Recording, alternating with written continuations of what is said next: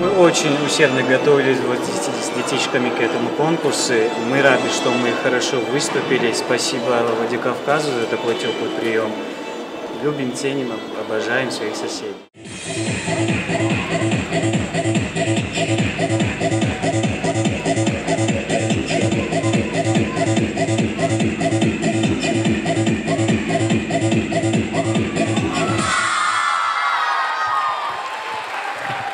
Там в конце видели, там девочки поднимают мальчиков, да?